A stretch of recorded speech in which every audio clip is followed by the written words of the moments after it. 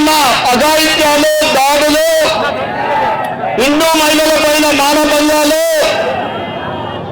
హిందూ దేవాలయాల ధ్వంసము,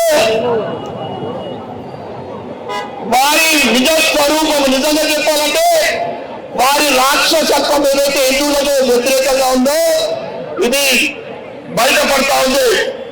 దానికి నిరసనగా బంగ్లాదేశ్ లోని హిందువులకు మద్దతుగా ఈనాటి క్యాండిల్ ర్యాలీని విజయవంతం చేసిన ప్రతి ఒక్కరికి కూడా పేరు పేరున ధన్యవాదాలు.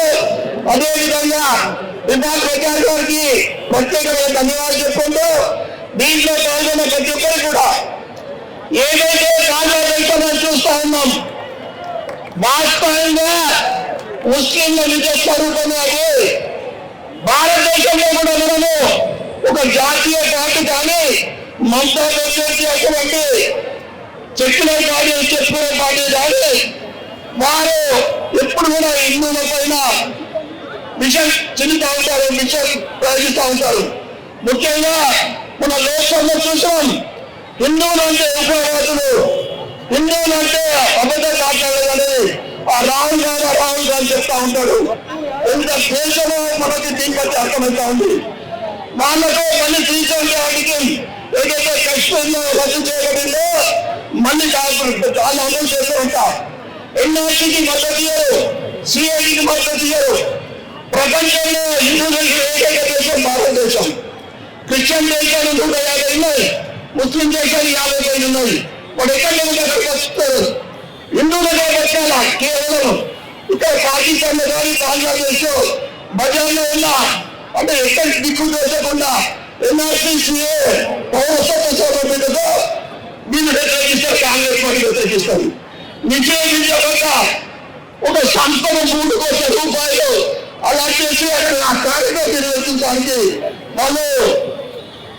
వాళ్ళు అలా చేసింది కాంగ్రెస్ ప్రభుత్వము. 8 నెలల తెలంగాణ ఏర్పడిన తర్వాత రాజుతో ఆఫ్ఘనిస్తాన్లో ఉన్న కాంగ్రెస్ సమాధి దగ్గరికి పోవడానికి సమయం ఉంటుంది కానీ అయోధ్య రామ మందిరం రావడానికి సమయం ఉండదు. ఇది వాళ్ళ నిజ స్వరూపము.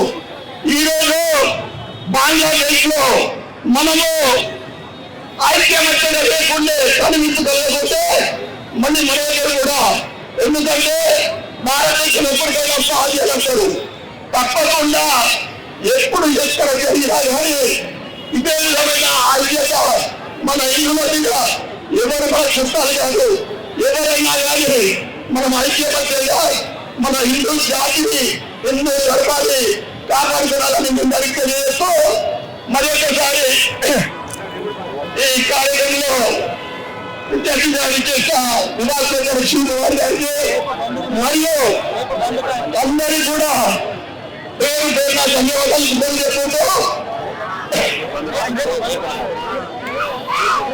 బంగ్లాదేశ్ లో హిందువులకు మద్దతుగా రేపు హిందువులుగా పనులు వ్యాపార సంస్థలు, విద్యా సంస్థలు, ఇతర వ్యాపార సంస్థలని కూడా మద్దతు చేయాలని కోరుకుంటూ